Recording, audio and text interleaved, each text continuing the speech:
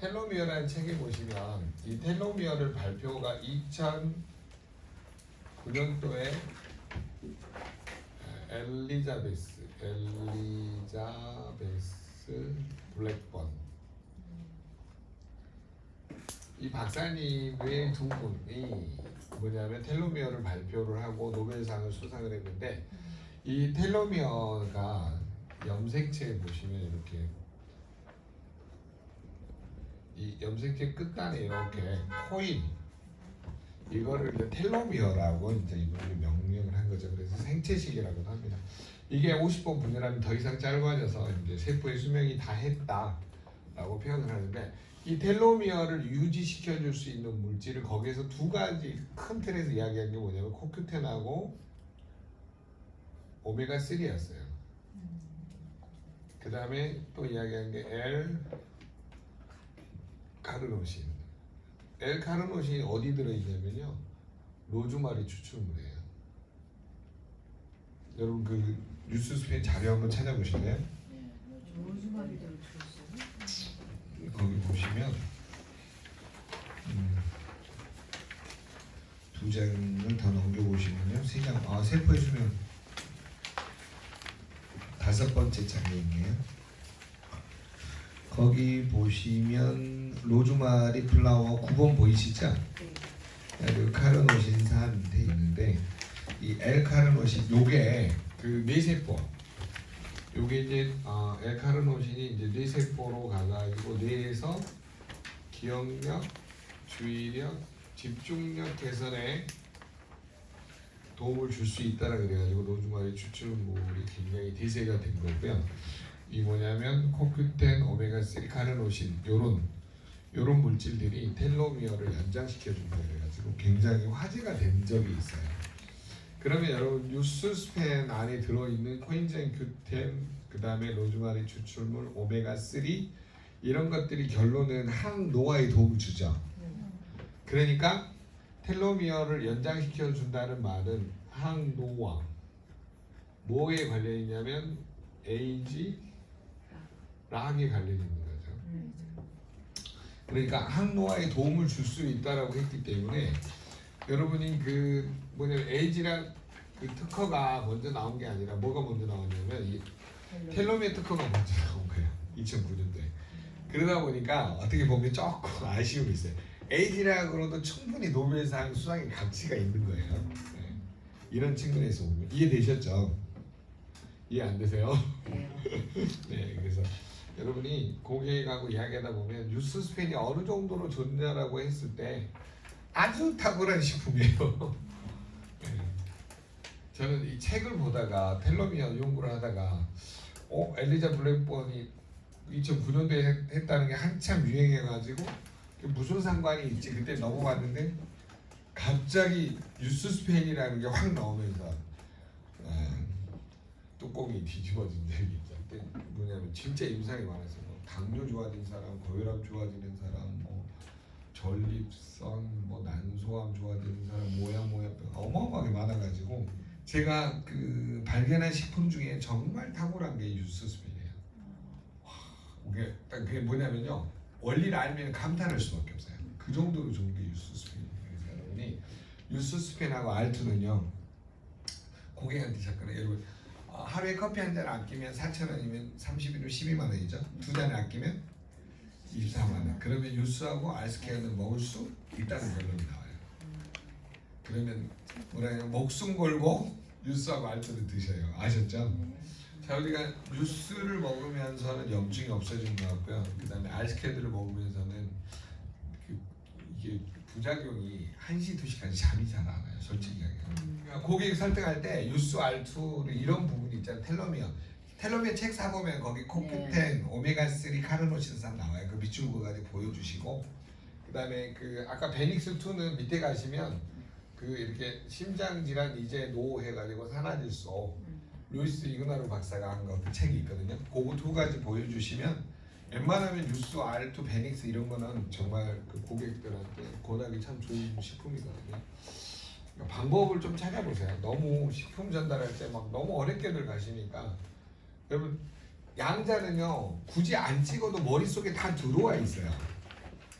설명하다가 보면 식품 들어가고 나서 사후 관리해서 해주셔도 돼요. 굳이 막 가서 야 이런 게 있는데 막그 뭐라 약장사 하듯이 너무 쓰니까 제가 그게 좀 안타까워서 그러는데 여러분들이 제발 그러지 마시고 뭐만 이해되셨죠? 네. 충분하게 설명하고 나서 이런 도구가 있다 이렇게 가시는 게 야 이거 한번 재보자 해가지고 뭐 이렇게 약장사 스타일로 하면 제가 제일 싫어하는 게 그런 스타일인데 좀 정확하게 원리를 좀 설명을 해주세요. 야 네가 먹어야 되는 이유를 내가 좀 설명을 해줄 테니까 들어봐라 이렇게 아셨죠? 네. 자 그러면 뇌에서 미토콘드리아 수가 미토콘드리아는데 코끝에 함량이 점점 이런 스타일로 줄어들잖아요. 그럼 뇌에서는 무슨 문제가 생겨날까요? 기억력. 네, 가장 먼저 기억력이 감퇴가 일어납니다. 다음에는 선풍기라도 틀어야 될 것 같아요. 여기 있구나. 누가 저쪽에 좀 트세요. 선풍기. 아니요. 에어컨 틀는 때 다른 수업할 아니 소장님 드시고 가시면 돼요. 아니 제가 에어컨을 좀 싫어해서. 아니 네. 선풍기는 아니 안 들어도 돼. 조금만 참을게. 아니 괜찮은데 선풍기 괜찮아요. 아니라 네. 이쪽 벽을 보고 틀어놓으면은 네. 바람이 이렇게 좀 간접. 아니 소장님 선풍기는 괜찮으실 것 같은데 더워. 네, 이쪽으로 보면 선풍기 조금 네, 틀어주세요. 이쪽 벽으로. 네, 벽으로. 네. 원래 강의하신 분이 안 더워야지. 예나 시간에 이렇게 틀어놓으면 좀. 네네네네. 아, 더 나을 것 같습니다. 자, 그래서 꼭 이해를 하셔야 될 게 뭐하고 연결시키냐면요. 모든 세포 안에 들어있는 미토콘드리아하고 연결을 시키고 코끝에하고 연결을 시킨 다음에 이게 타지고 나면 활성산소가 또 얘를 공격하니까 기능이 어때요? 떨어지면서 질병이 나타난다. 요 공식을 머리에다 집어넣으셔야 돼요. 이게 넣어야지만이 각 세포가 노화가 되면서 나중에는 퇴화되고 질병이 나타난다. 요 원리를 이해를 하시게 되면 유스 알트를 먹게 되기 때문에. 제 말 들리시죠? 자, 그러면 기억력이 점점 떨어져서 뇌세포의 찌꺼기들 그걸 보고 베타 아밀로이드 이렇게 이야기합니다. 이 베타 아밀로이드가 뇌세포에 점점 찌꺼기처럼 달라붙어 가지고 점점 기억력이 없어서 나타나는 치매를 뭐라 그래요? 알츠하이머성 치매라 그러죠.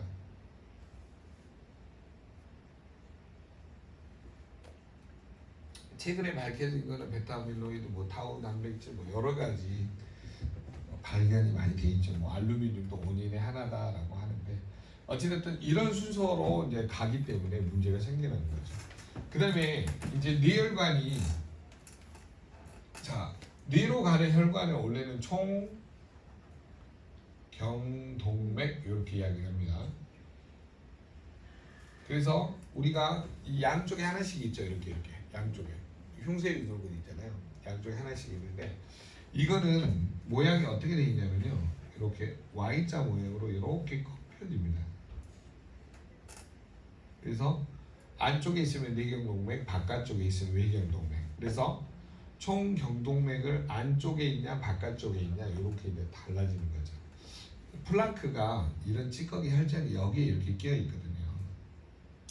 이게 떨어져 나가서 안쪽을 막든지 바깥쪽을 막아버리든지 합니다.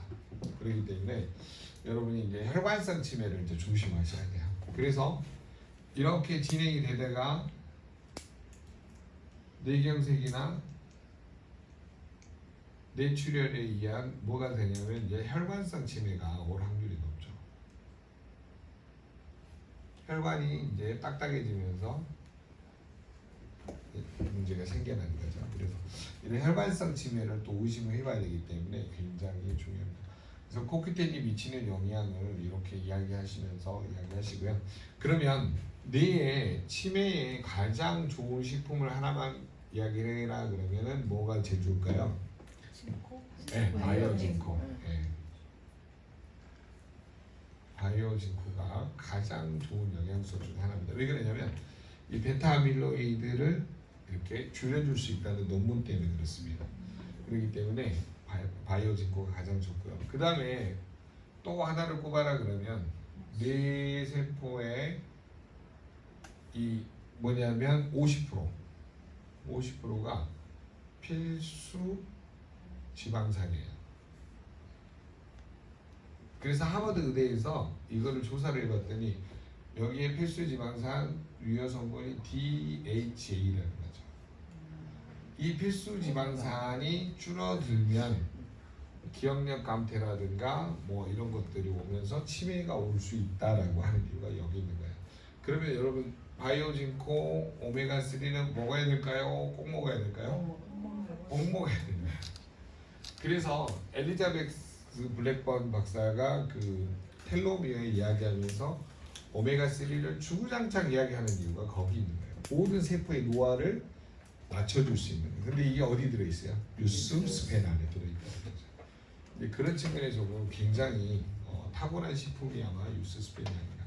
그리고 유스스펜 아까 이야기한 거 기억나세요? 로즈마리 추출물이 뭐라 그랬어요?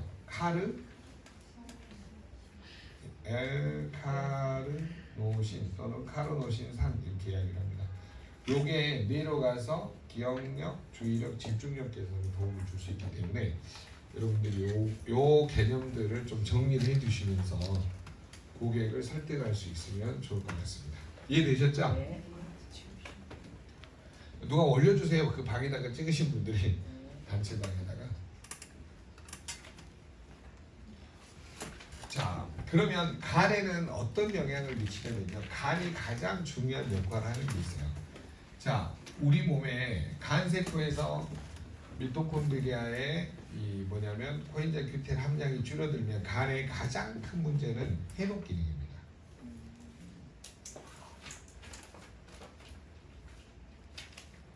자, 간의 해독 기능이 떨어지면 무슨 문제가 생길까요? 네, 독소는 증가하고 피는 탁해집니다.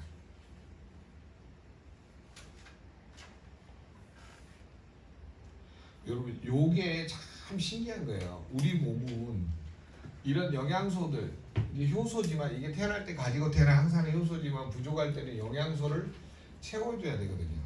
그러니까 효소나 영양소 부족으로 결국은 간의 무슨 기능이 떨어지는 거예요? 해독 기능이 떨어지게 되는 거죠. 그러면 독소는 증가하지만 피는 어때요? 점점 탁해진다는 거죠. 자, 피가 탁해지는 거를 전문 용어로 고지혈증이라고 표현을 합니다. 자, 그래서 대한의사에서는 고지혈증 기준을 두 가지로 봅니다. 피 검사를 했을 때 LDL 콜레스테롤, Low Density Lipoprotein 콜레스테롤, 저밀도 지단백 콜레스테롤 이렇게 번역을 합니다. 그 다음에 TG는 트리글리세라이드라고 해서 중성 지방, 지방산 세 분자, 글리세롤 한 분자 합쳐진 걸 중성 지방이라고 하는 거죠. 그래서 우리 몸은 남는 거를 전부 다 중성 지방 형태로 이렇게 만들어 놓는 거죠.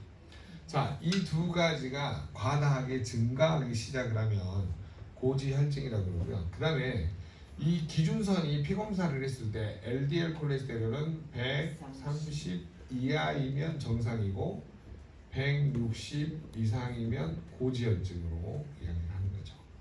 그래서 130하고 159 사이를 우리는 아건강이라고 이야기를 합니다. 자, 중성지방은 150 이하이면 정상이고 200 이상이면 고지혈증으로 판단을 하는 거죠. 그리고 150에서 199까지를 아건강의 상태로 질병의 전 단계로 보는 거고요. 자, 그래서 콜레스테롤하고 중성지방이 피 속에 끈적거리는 게 많아지면 무슨 문제가 생기냐면 이런 슈퍼옥사이드, 활성산소 위에서 산화되기가 쉽다는 거예요. 요것만 있는 게 아니죠. 수소 2개, 산소 2개, 과산화수소도 있고 요게 쪼개져서 OH 하이드록시레디칼이나 O2, 싱글레트 옥시겐 이런 활성산소 종류들이 계속 늘어난단 말이에요.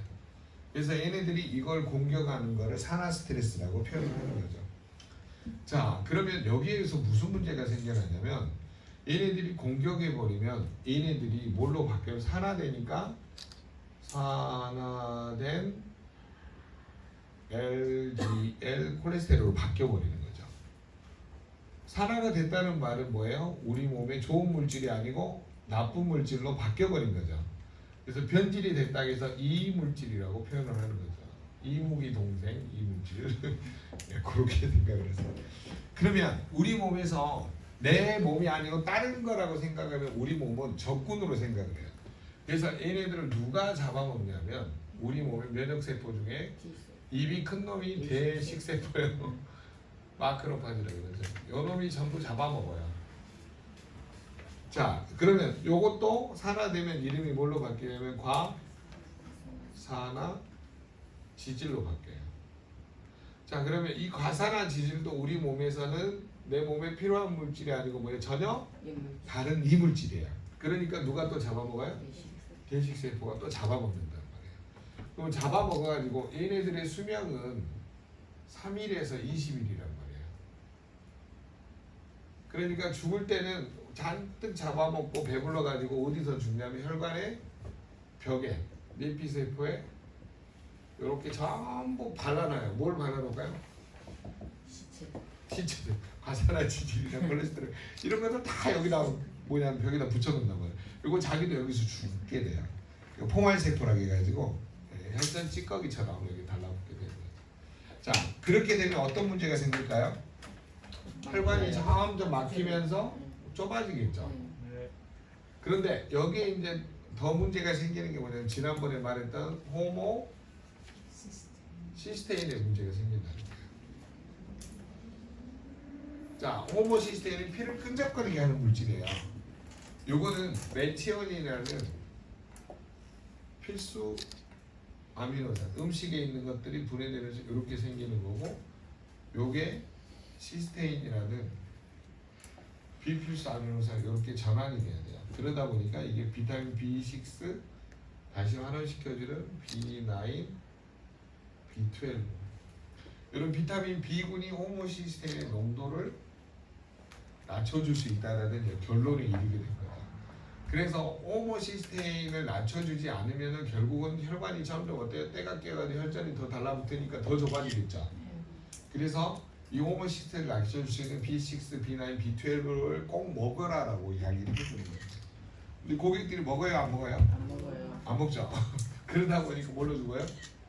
동맥경화로 뭐냐면 뇌경색이나 심근경색으로 죽는다는 거죠. 자, 그런 측면에서 보시면 여러분 봐보세요. 여기에 근본 원인을 쭉 따지고 들어가니까 코큐텐 부족이고, 여기 이제 부족해지니까 이 활성산소가 뭘 공격해 버리는 거예요? 미토콘드리아. 그러니까 미토콘드리아의 기능이 점점 어때요? 퇴화되겠죠. 나중에는 이제 뭐가 나타나요? 각 세포에 뭐가 나타나요? 질병이 나타날 수 없다는 이 결론에 이르게 되는 거예요. 그러니까 여러분 이게 말이 이렇게 길었지만 결론은 무슨 부족이에요? 코큐텐. 이거 어디에 들어있어요? 유스하고 네. 그러니까 달러 빚을 내서라도 드셔야 돼요. 이거 네.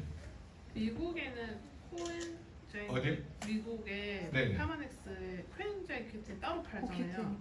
별도로 팔아요. 그게 더 많이 들어있는 거예요?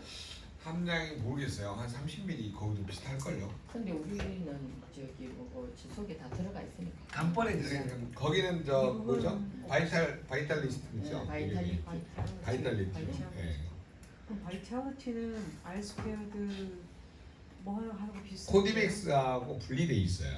그러니까 동충하초 추출물하고 코큐텐하고 분리돼 있더라고요. 미국은 코큐텐 자체가 워낙 많이 나가니까 분리해서. 근데 우리는 이제 한국 사람 성질이 급하니까 따로따로 안 먹으려고 하잖아요. 그러니까 원펀치 엔딩인데 한 방에 그냥 다 섞어져 있는 걸 먹으려고 하고. 그러다 보니까 좀 다른 것 같아요. 지금 여러분 요 과정 들으면서 느끼는 게 뭐예요? 뭘 느꼈나요? 코큐텐이 중요하죠.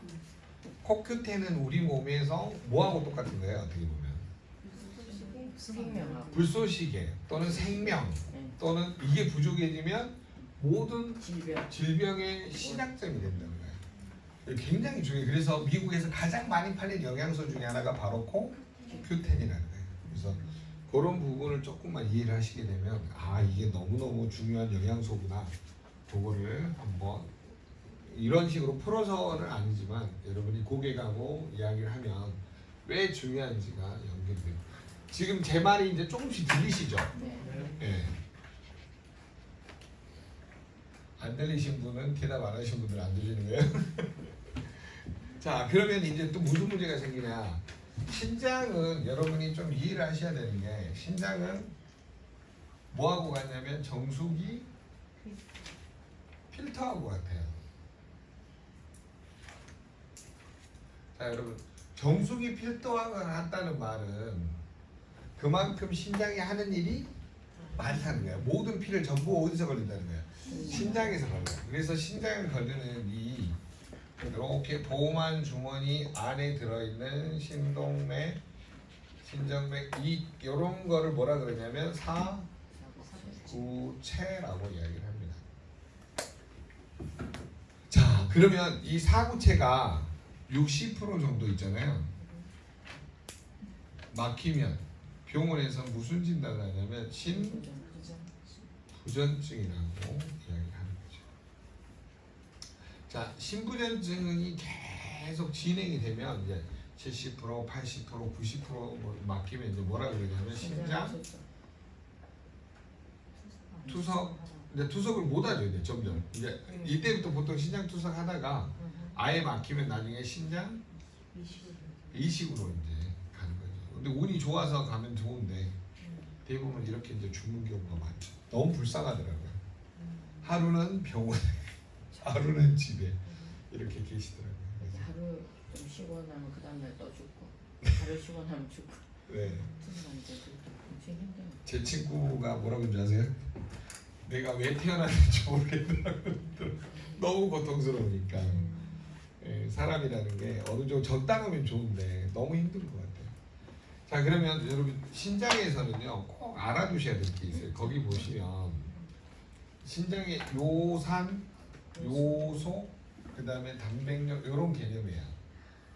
자, 그래서 이렇게 이런 주머니를 보호막 주머니라 그러고요. 이 안에 이제 사구체, 신동맥, 뭐 신정맥 뭐 이런 것들이 이제 이렇게 흘러 들어가요. 자, 이렇게 꼬불꼬불 있는 이 미세혈관이 이 사구체인데 이 사구체가 이제 막히면 딱딱해지죠.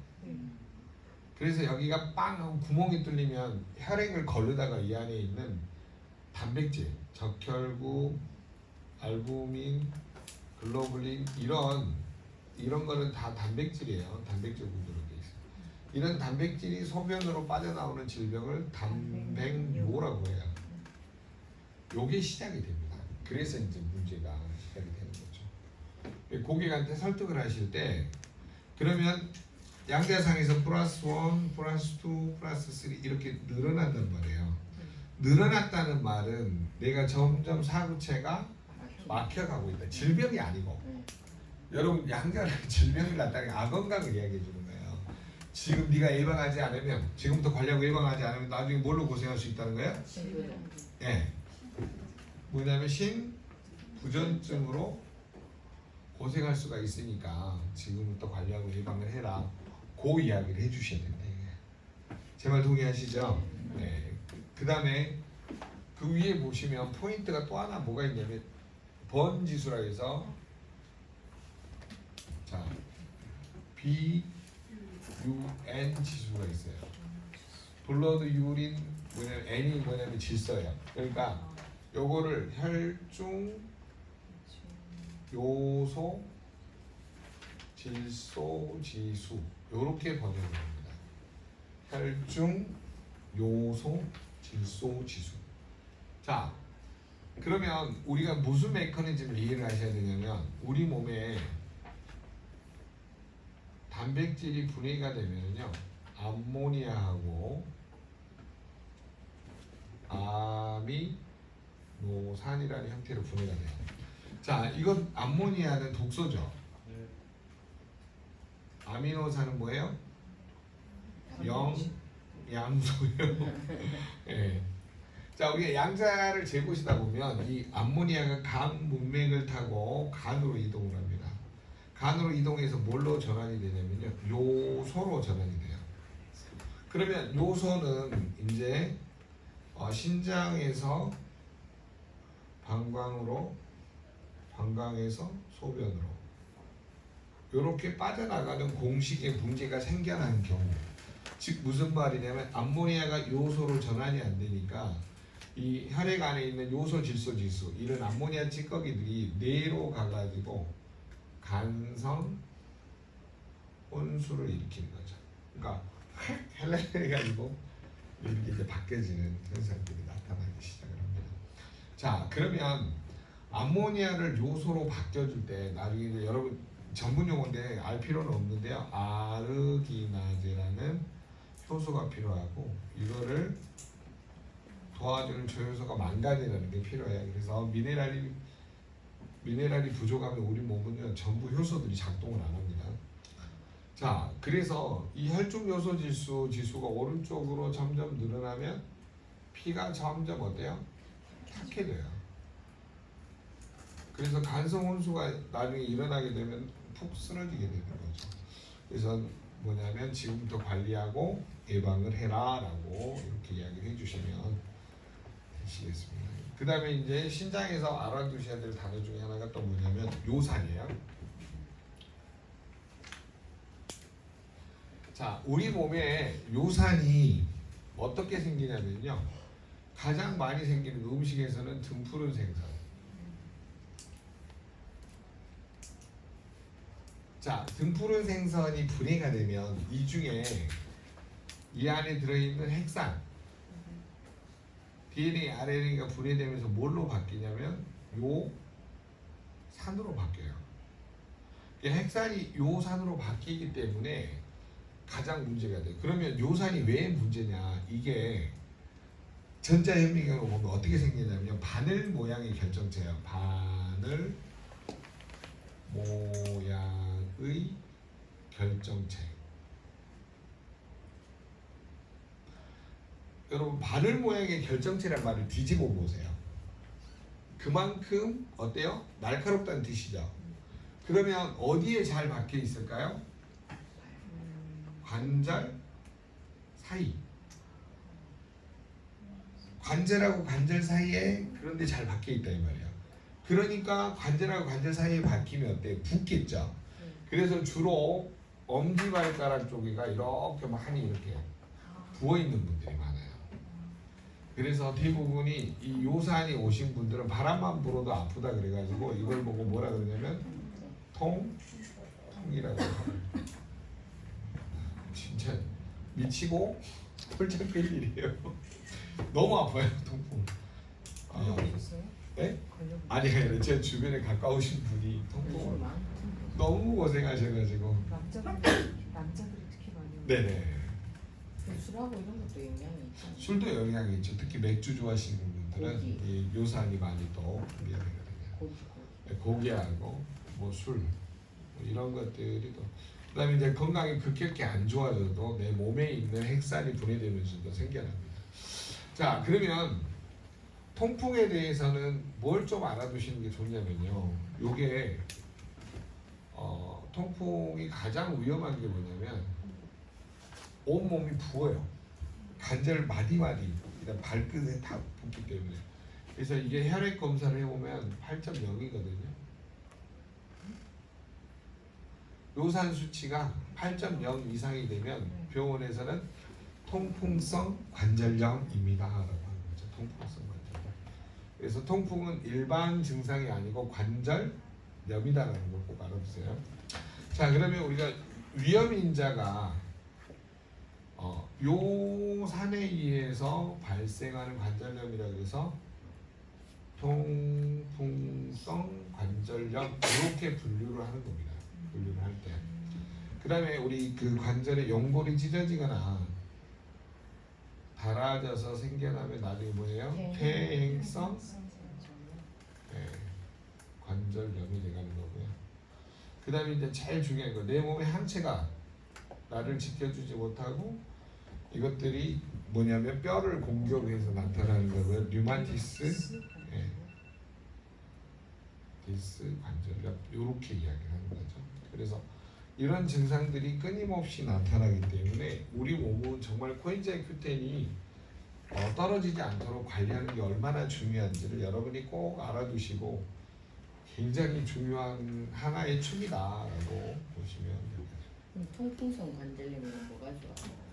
통풍성 관절염은요 얘는 유스스펜. 유스 R2 그 다음에 티그린 G3 이런 순서대로 좋습니다.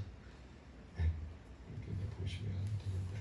자 오늘의 하이라이트 췌장 이거를 볼게요. 자 여러분 췌장을 어디를 보시냐면요 그 6번 당뇨편을 좀 보세요.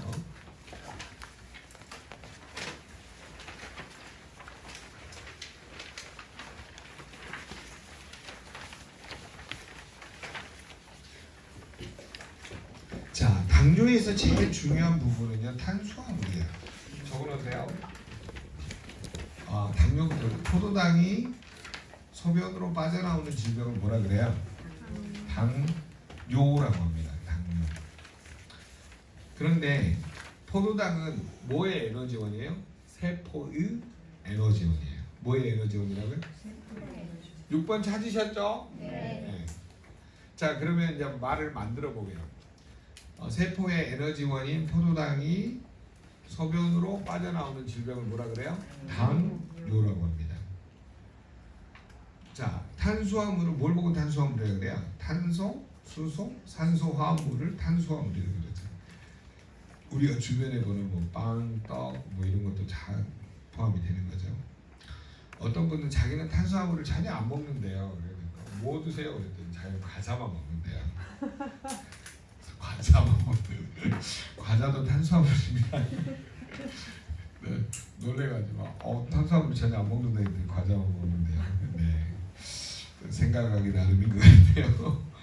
자, 그리고 이제 그 혈중의 포도당 농도가 탄수화물을 먹으면 올라가는데, 자 단순 탄수화물하고 복합 탄수화물을 비교를 해주시면 돼요. 백미하고 현미 뭐가 더 혈중 농도가 높아질까요? 백미를 많이 먹는 사람이 높아지겠죠.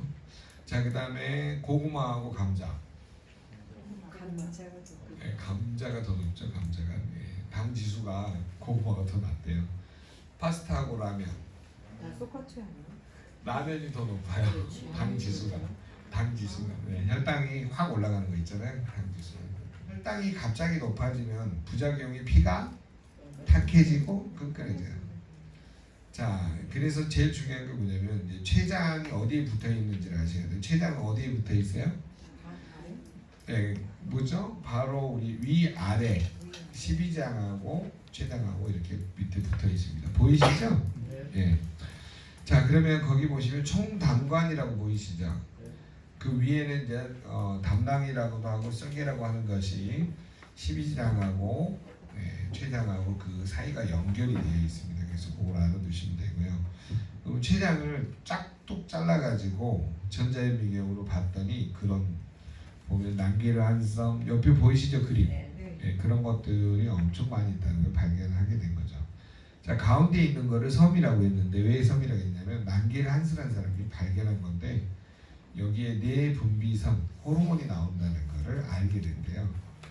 그래서 그 베타 세포라는 것에서 이제 혈당이 높을 때 나오니까 인슐린이라고 한 거고요. 알파 세포라는 곳에 파란 곳에서 나오니까 요거는 저혈당일 때 나온다 해서 글루카곤이라고 이름을 붙인 거예요. 이 베타 세포는 인슐린, 알파 세포는 뭐예요? 글루카곤. 예, 이렇게 이름을 붙였어요. 이 두 가지 호르몬이 적절히 분비되도록 도와주는 게 델타 세포. 오른쪽에 보이신가요? 최강 밑에 델타 세포. 네. 그래서 두 개를 이렇게 조절해 준다는 그래서 델타 세포라고 명명이 된다라고 합니다. 자, 그리고 거기 보시면 췌장의 선방 외분비선이라고 적어져 있죠. 예, 거기에서는 소화 효소가 분비됩니다. 외분비선에서는 소화 효소. 그래서 왼쪽으로 가시면 췌장의 소화 효소가 보이실 거예요. 보이시죠? 탄수화물 분해 효소 이름이 뭐예요? 아밀라제. 지방은요? 리파제, 에스테라제. 단백질은요? 트립신, 키모트립신. 핵산을 분해하는 요소는요? 데옥시, 리보뉴클리아제. 리보뉴클리아제. 이런 것들이 이제 분해를 한다는 거죠. 자, 그리고 12장에서 단백질을 분해하는 요소는 펩티다제예요. 펩티다제. 지난번에 무슨 식품 영양학과 교수님 한 분 오셔가지고 왜 펩티다이드를 설명 안 하냐 그래서 네, 펩티다이드도 설명하기로 했어요. 그러면 나중에 단백질이 뭘로 바뀌냐면요, 아미노산이라는 형태로 바뀌어요. 소량이 섭취될 때는요. 그거까지 알아두시면 도움이 되실 것 같아요. 제가 뉴스킨 강의 올 때마다 싫어요. 너무 엘리트들이 너무 많아가지고 무슨 석사박사들이 최고 많은 집단이에요. 아마 네트워크의 그 브레인들은 전부 다 뉴스킨에 모여 있는 것 같아요. 선생님 안 그래요? 나도 살다 이렇게 많은 석사박사들 처음 봤어 진짜. 자, 그 위에 보시면요, 췌장에 난개르 한스섬이 어디가 있어요? 그 가운데 있는 게 난개르 한스섬이에요. 베타 세포에서 뭐가 분비돼요? 인슐린. 자, 인슐린이 분비되는 조건이 위에 보신 거 무슨 혈당일 때? 고혈당일 때 분비돼요. 그래서 칼슘하고 비타민 D3가 충분할 때 인슐린 분비가 잘 된다고 합니다. 인슐린 분비가 안 돼도 뭐가 해야 돼요? 피가 끈적거리겠죠. 혈당 처리가 안 되니까. 그래서 여러분이 인슐린 분비가 잘 될 수 있도록 본 포뮬러 적어 놓으세요. 본 포뮬러를 꼭 드시는 게 도움이 됩니다. 자, 그리고 비타민 D3가 잘 합성이 되려면요, 뭐가 필요해요? 햇빛이 필요해요.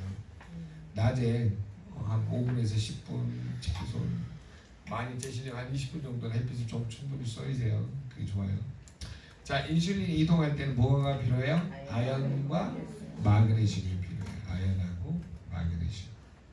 자, 인슐린이 리셉터, 세포막에 있는 수용체라고 적어놓으세요. 리셉터 위에다가 수용체. 자, 인슐린이 배라고 보고 수용체를 저기 제주도에 항구라고 보세요. 배 타고 제주도 항구로 갔는데 항구가 다 파괴가 됐어. 그러면 사람이 내릴 수 있어요, 없어요? 못 내리죠. 그거하고 똑같은 거예요. 그래서 비타민 B3나 크로민 부족하면 이 뭐냐면 서로 소통을 못하기 때문에 결합이 안 되는 거예요. 여러분, 비타민 B들이 굉장히 중요하죠. 자, 그런데 결합을 하게 되면 어떤 일이 벌어져요? 밑에다 적어놓으세요. 세포막이 열리고 혈액 안에 있는 산소와 포도당이 어디로 들어가요? 세포막 안으로 들어갑니다. 세포막이 열리고 혈액 안에 있는 산소와 포도당이 어디로 들어가요? 세포막 안으로 들어가게 됩니다. 자, 그러면 산소하고 포도당을 이용해서 에너지를 만드는 공장의 이름이 뭐예요? 미토콘드리아죠. 그때 이제 ATP 생성의 에너지 대사의 핵심 물질이 뭐라 그랬어요? 코큐텐이라고 그러죠. 그러면 코엔자임 Q10이 췌장에서 부족하면 결론은 뭐가 생길까요? 당뇨병. 적어놓으세요. 거기다 당뇨병 생긴다고. 자, 이제 이건 정리를 한번 해볼게요. 췌장은 어디에 붙어 있다고요? 12장에 다이렉트로 붙어 있어요. 위, 이제 위쪽, 오른쪽, 위 바로 아래쪽이 붙어 있어요. 아니, 왼쪽이죠. 오른쪽이 간이고 왼쪽이 위 아래쪽이 붙어 있으니까요. 이렇게. 그래서 여러분이 췌장의 위치를 정확하게 알아두시면 좋겠어요. 자, 그러면 이 췌장을 문자로 잘라서 전자현미경으로 봤더니 이렇게 가운데 있는데 이 섬을 무슨 섬이라 그래요? 난게르 한스 섬이라고 하는 거죠. 왜 난게르 한스 섬이라고 했다고요? 이름이 난게르 한스라는 사람이 발견한 거예요. 제가 발견했으면 사춘기 절반, 이춘기 절반 그랬을 거예요. 자, 그런데 여기에는 세 종류의 호르몬이 분비가 돼요. 하나는 베타 세포, 하나는 알파 세포, 하나는 델타 세포, 뭐 이런 게 분비된다고 합니다. 봤더니 여기에서 베타 세포라고 하는 데서는 인슐린이 분비된다는 걸 알게 됐죠. 근데 어느 때 분비되는가 봤더니 포도당 수치가 높을 때, 고당일 때, 이때 분비된다는 거를 이제 과학자들이 발견한 거고요. 그 다음에 이제 여기에 뭐 이렇게 알파 세포라고 할게요. 이런 거를요. 알파 세포. 알파 세포에서는 글루카곤 분비. 자, 이 글루카곤이 분비될 때 어느 때 분비되는 거 봤더니 우리가 막 운동을 하고 계단 오르고 오르락내리락 당 떨어질 때, 저혈당일 때 분비된다는 걸 알게 된 거죠. 간에서 운동을. 맞아요. 간하고 이제 그 근육이 조달되는 걸 태워야 되니까. 자 그러면 이 여기에서 이제 꼭 알아두셔야 될 게 뭐냐면 이 공식을 좀 알아두시는 게 중요해요. 우리 몸은 탄수화물이 분해가 되면 최종적으로 우리 몸 안에 흡수될 때는 뭘로 흡수가 돼요? 포도당으로 흡수가 돼요. 자, 그러면 남는 포도당은 우리 몸에 1차적으로 어디다 저장하면 간에다가 글리코겐 요런 형태로 저장을 해요. 그 다음에 또 남는 거는 이제 근육에다도 글리코겐 형태로 이렇게 저장을 합니다. 그리고 남는 거는 간에서 포도당하고 남아있는 지방산 요거를 비빔밥으로 뭘 만드냐면 중성 지방으로 만들어요. 자 그러면 이 중성 지방은 저장 창고가 지방 세포. 지방 세포가 피부 아래에 있으면 피하 지방 세포 조직이라고 그러는 거고요. 이 지방 세포가 소장하고 대장 사이에 있으면 내장 지방 세포 모여 있으니까 조직.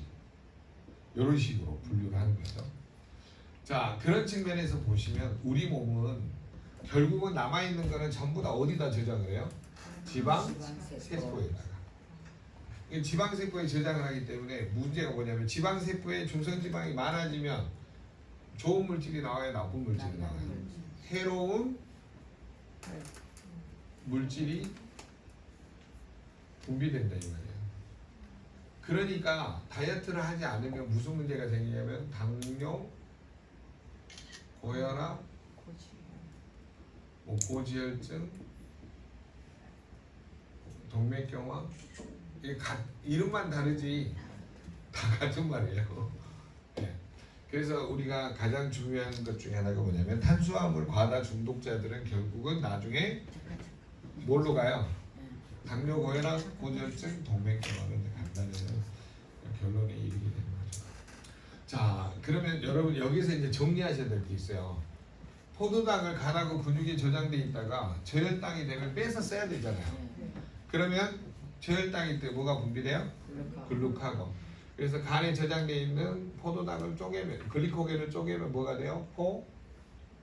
포도당이 되는 거죠. 요게 이제 간에는 이렇게 이제 나가니까 간 정맥이 돼요. 간으로 들어오는 혈관을 간 동맥이라고 그러는 거고요. 그럼 여기에 저장돼 있는 글리코겐을 쪼개면 포도당이 되는 거죠. 그래서 혈액안에 혈당을 높이는 역할을 해요. 자, 그 다음에 이 글리코겐을 녹일 수 있는 포도당으로 녹일 수 있는 물질이 또 있는데 스트레스 받을 때 분비되는 코티솔 또는 코티졸 다 같은 말입니다. 이것이 분비되면 간에 저장되어 있는 근육에 저장되어 있는 글리코겐을 분해해서 혈당을 또 이렇게 높이는 역할을 해요. 그 다음에 아드레날린,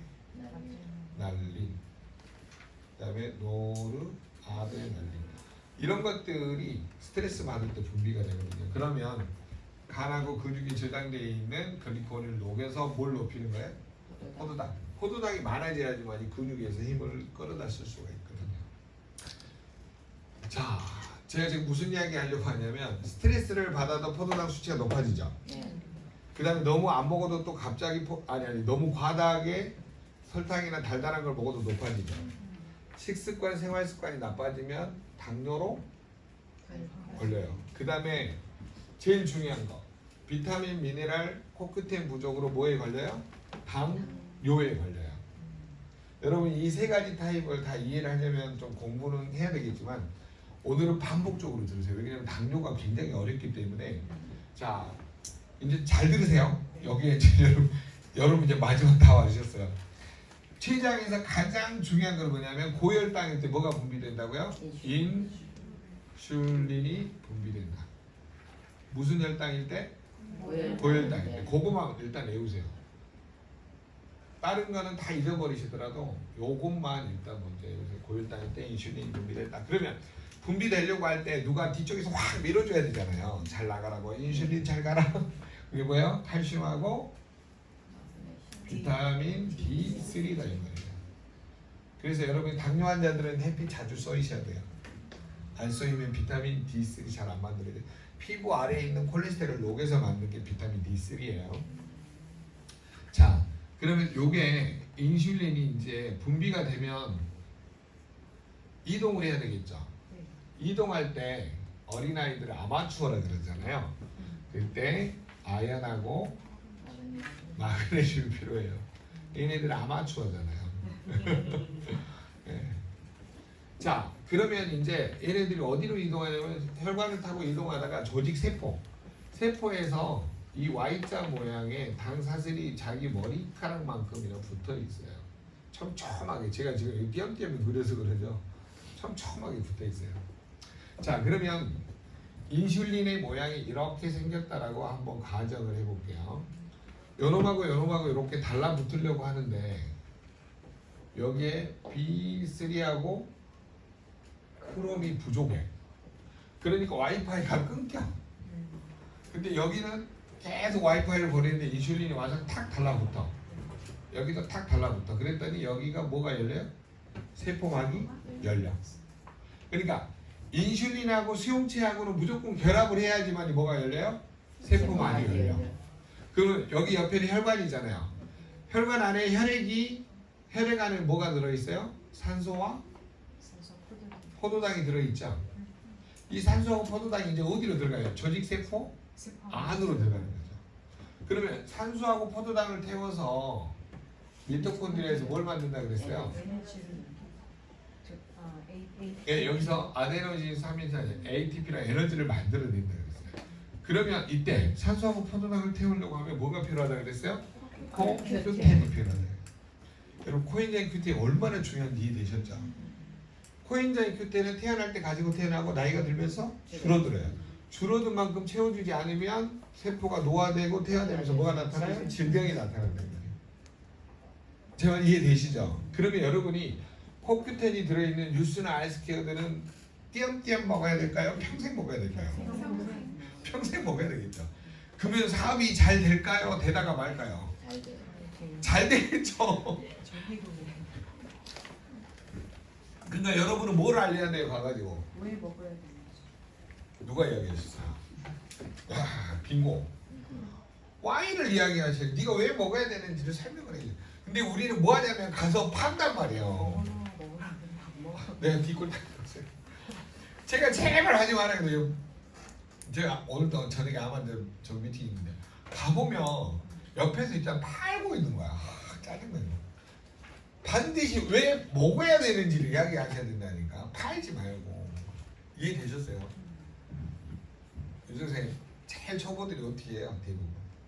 야, 내가 암이란다. 내가 뉴스키 시작했는데 야 한번 봐볼래? 뭐 이러잖아요. 안 그래요? 초보들이. 네? 모르니까. 그러니까 여러분은 사업의 포인트는 뭐에 두어야 된다는 거예요. 왜 먹어야 되는지를 설명해야 그 사람이 먹죠. 안 그러면 여러분 영어나 화장품 장사 약장사라니까요. 왜 약산상을 발라야 되는지를 설명하는 게 피부잖아요. 그러면 왜 그때를 먹어야 되는지를 설명하는 것이 여러분이 유스 아이스케어 작업이 밑작업이 되시면 모든 세포가 건강해진다 이 말이에요. 이 세상에서 최고 쉽게 가르치는 강사가 저예요. 맞습니다. 인정. 아 이거 제가 엎드려 절밖에 하고 있습니다 지금. 웃자 만소리에 졸지 말라고. 여러분이 이 비밀을 못 깨달으시면 영원히 약장사 하셔야 돼요. 먹어봐 잡사가 좋아한다 이거예요. 맞잖아요. 그게 아니고 뭐 하자는 소리예요. 지금 우리가 모여 있는 이유가 원리 왜 먹어야 되는지, 왜 비타민, 미네랄, 코큐텐 이런 영양소가 부족하면 당뇨에 걸리는지를 여러분이 인식을 하는 거, 고객한테 설득시키는 작업이 여러분이 해야 될 일이에요.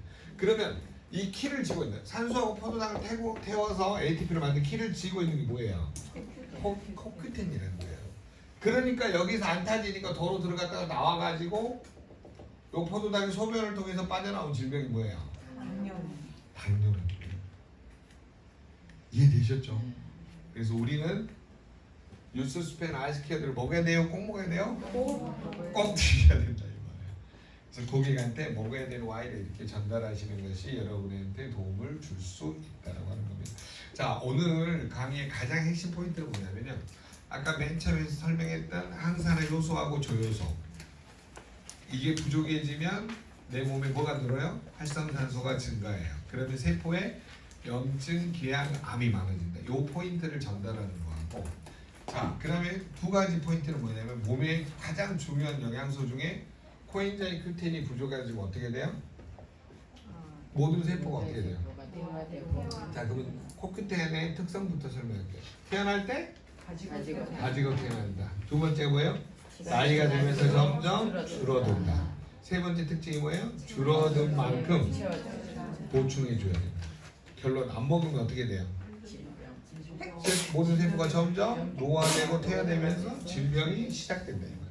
그래서 개념 중에 여러분이 이 세 가지는 꼭 기억을 하세요. 노화되고 대화되고 기능이 퇴화되고 점점 나중에 질병이 시작된다는 거예요. 근데 이 시작될 때는 잘 안 보이죠.